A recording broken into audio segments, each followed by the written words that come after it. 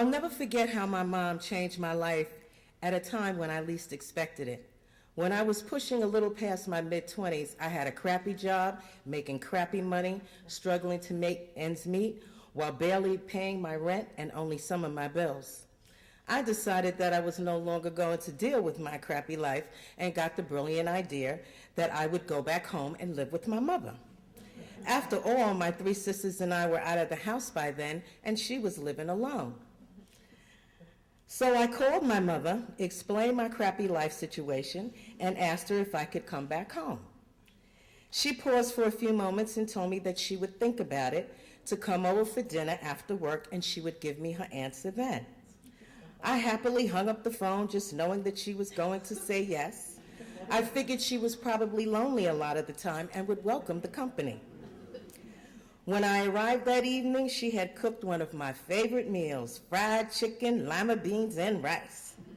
We ate, chatted about this and that while enjoying the meal and each other's conversation. After dinner, I cleared the table and sat back down. She cleared her throat and said, "Now, about what you asked me earlier." I thought about it, and my answer is no. What? Did she just say no? I screamed in my head. Well, I was devastated. I couldn't believe it. She gave me a few seconds for her answer to sink in and continued. "The reason I'm saying no is because there is nothing wrong with you. You have your health, strength, brains, and you have a college degree." As tears began to stream down my face, she went on to say, "If something ever happened to you and you couldn't take care of yourself, God knows I would bring you home and take care of you because you are my child.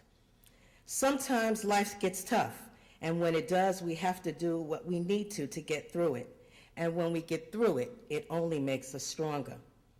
So if you need to come over here for dinner every night, you can. If you need money for lunch and train fare, I will lend it to you. But you must pay me back when you get on your feet. Besides, you know you can't bring that cat in here." Oh, I forgot to mention that I'd be bringing my cat too. I just sat there numb until she broke the ice and said, "Okay, it's getting late. You better start heading home.